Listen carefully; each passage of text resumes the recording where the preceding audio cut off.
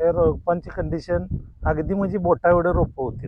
आपण स्टंप जी काडी Stump, मिळते ती हा, काडी काडी, लावली बरोबर, काडी. तिला नुकतंच असं कुठंतरी फुटलं होतं, एक अशा स्वरूपात आपण रोप हा. आणले लावली होते. होती तेव्हा हे मल्चिंग दिसत नव्हतं दिसत. एवढे लहान रोप होते. म्हणजे मला सांगा, ह्या आळवण्या दिल्यानंतर जेव्हा तुम्ही पहिली आळवणी 1261 ची केली, त्यानंतर 24-24 ची केली, तुम्हाला बदल काय जाणवले रोपामध्ये? बदल म्हणजे आता त्याच्यात तेजपणा बघा, हा. परत फुटवा बघा, पानाची रुंदी. फुटवा, उंची बघा, हम्म. सगळी पानाची रुंदी सगळंच वाढ म्हणजे रोपांना जे खालून जे फुटवे निघाले मिळाले. तर ते तुम्हाला जास्त प्रमाण दिसायला प्रमाण लागले. दिसा, बरोबर. फुटवा दिसा लागला, कळ्या दिसा लागल्या. हे आता कळ्या खोडणं चालू आहे. म्हणजे आज काय वाटतं, जी डेअरिंग केली तुम्ही म्हणले की आपण स्वतः पहिल्यांदा डेअरिंग, हा, हा. ती डेअरिंग तुम्हाला कशी वाटते? यशस्वी वाटते का? यशस्वी म्हणजे समाधानीच वाटते. हा. एकदम म्हणजे 100% यशस्वी झाले.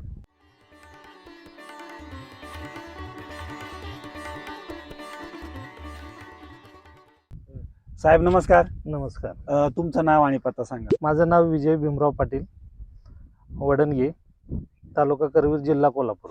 आज आपण तुमच्या गुलाब शेतीमध्ये बरोबर, बरोबर आहे. आपण ही जी गुलाब शेती बघतोय तर हे क्षेत्र किती आहे? 7 गुंठ क्षेत्र आहे. 7 गुंठ क्षेत्र. आणि ही लागवड कधीची?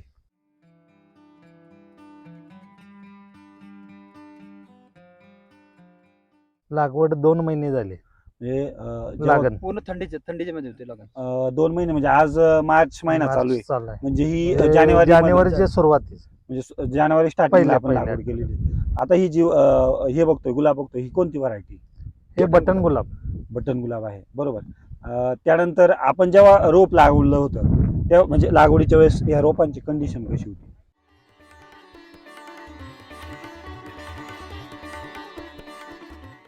हे रोपांची कंडिशन अगदी म्हणजे बोटा एवढे रोप होते. आपण स्टंप जी काडी Stump, मिळते ती हा, काडी काडी, लावली बरोबर, काडी. तिला नुकतंच असं कुठंतरी फुटलं होतं, एक अशा स्वरूपात आपण रोप आणले लावली होते. होती तेव्हा हे मल्चिंग दिसत नव्हतं दिसत. एवढे लहान रोप होते. म्हणजे जे तुम्ही ट्रीटमेंट करताय अगदी लागवडीपासून तर आतापर्यंत, आम्हाला बेसल डोस विषयी समजा माहिती असेल किंवा ड्रिप फर्टिगेशन काय केलं तर थोडंसं सुरुवातीपासून माहिती सांगा.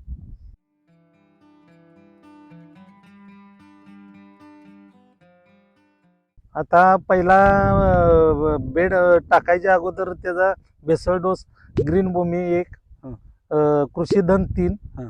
आणि NPK एन बुस्टर 10 किलो एवढंच घातलाय पहिला मिक्स डोस दिला होता. बेसळ डोस. आता हा बेसल डोस करताना जसं आपण सांगतो की 80-20 असं काय केलं होतं? नाही, पूर्ण 100% सेंद्रिय मध्ये मी केलंय. म्हणजे 100% हे जे खत आहेत ते तुम्ही SBT चे वापरलेले SBT. बरोबर.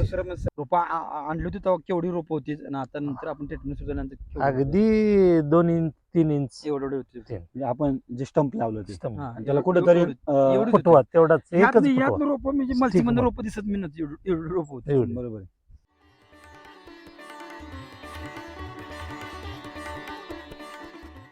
आणि आज आपण बघतोय त्यांची जी वाढ 2 महिन्यात बघतोय. 2 महिन्यामध्ये ही वाढ आहे. किती हे 1261 घातल्यानंतरचा परिणाम बरं का.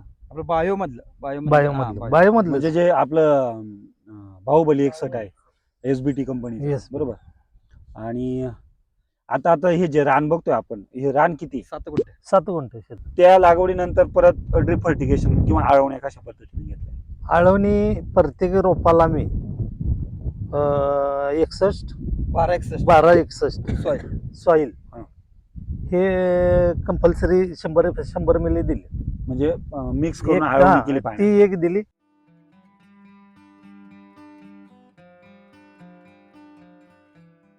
आणि 24 एक दिली. अशा 2 झाल्यात. त्या दोघांच्या पण 2 दोन ऍप्लिकेशन हा. झाले, म्हणजे असे 4 चार ऍप्लिकेशन. झाले. बरं मला सांगा, ह्या आळवण्या दिल्यानंतर जेव्हा तुम्ही पहिली आळवणी 1261 ची केली, त्यानंतर 24-24 ची केली, तुम्हाला बदल काय जाणवले रोपामध्ये? बदल म्हणजे आता त्याच्यात तेजपणा बघा, हा. परत फुटवा बघा, पानाची रुंदी. फुटवा, उंची बघा, हम्म. सगळी पानाची रुंदी सगळंच वाढ म्हणजे रोपांना जे खालून जे फुटवे निघाले मिळाले. तर ते तुम्हाला जास्त प्रमाण दिसायला प्रमाण लागले. दिसा, बरोबर. फुटवा दिसा लागला, कळ्या दिसा लागल्या. हे आता कळ्या खोडणं चालू आहे. कॅनोपीसाठी तुम्ही वरतून काय पोषक फवारणी घेतली? फ्रूट बुस्टर, हा. परत क्रॉप बुस्टर, हा. हे जे एकच फवारणी घेतली. बरं, क्रॉप बुस्टर आणि फ्रूट बुस्टरची जे आपण वारंवार शेतकऱ्यांना सांगतो की जेव्हा तुम्हाला म्हणजे कॅनोपी वाढवायची असेल, त्या पानांमधलं हरितद्रव्य वाढायचं असेल तर तुम्ही ही पोषक फवारणी जी आहे क्रॉप बुस्टर, फ्रूट बुस्टर आणि कॉम्बी बुस्टर बरोबर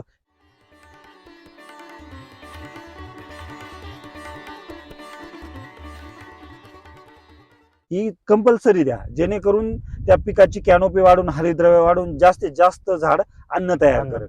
आणि जेवढं अन्न तयार जास्त होईल तेवढं त्या झाडामध्ये डिस्ट्रीब्यूट होणार आहे, तेवढी झाडाची ताकद वाढणार आहे. ताकद वाढणार. बरोबर. आज डोस, आता हे जे 2 डोस गेले, त्या डोस नंतर तुम्हाला समजा मुळीमध्ये काय बदल जाणवला किंवा त्या झाडाच्या वाढीमध्ये काय फरक जाणवला? मुळीचं तर जाणवलाच. मुळीची वाढ झाल्यामुळेच ते झाडं वर उंची वाढली. बरोबर आहे. खालून जेव्हा त्याला खालून. अन्न मिळतंय, हा. ताकद मिळते, तेव्हा त्याची वाढ वाढ होत पण आणि जर वाढ थांबलेली असेल तर समजायचं तुमची मुळी बंद आहे. थांबली. म्हणजे मुळी काय उचलत नाही याचा अर्थ मुळी बंद आहे, नाही तर तिला पोषण कमी पडतं. पोषण. हे 2च गोष्टी असू शकतात. बरोबर. पण अजून एक महत्वाचं, आता समजा तुमचा हा 2 महिन्याचा अनुभव आहे,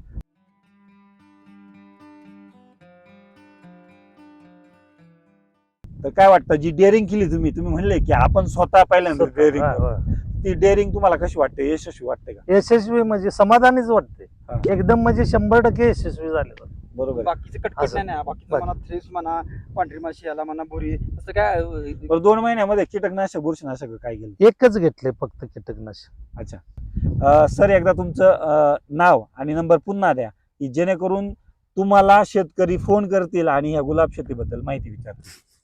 माझं नाव विजय भीमराव पाटील, वडणगे, तालुका करवीर, जिल्हा कोल्हापूर.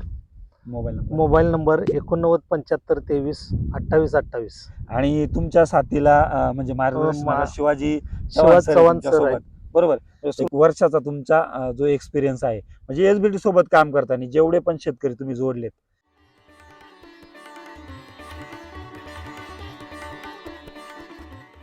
आणि ज्यांना म्हणजे वेगवेगळ्या पिकांच्या बाबतीत असेल, तर काय अनुभव सांगाल तुम्ही? एकदम जबरदस्त, म्हणजे रिझल्ट एकदम पॉझिटिव्ह हा. आहेत, निगेटिव्ह काहीच नाही, आणि कमी खर्चात उत्पन्न एकदम जबरदस्त आहे आणि शाश्वत आहे. सर, तुमचा एक नंबर द्या, म्हणजे कोल्हापूर भागातील शेतकऱ्यांना जर वाटलं की सेंद्रिय स्वरूपात आपल्याला शेती करायची आहे आणि तिच्यात यशस्वी व्हायचं आहे, तर नक्कीच त्यांनी तुम्हाला फोन केला पाहिजे. नंबर सांगा.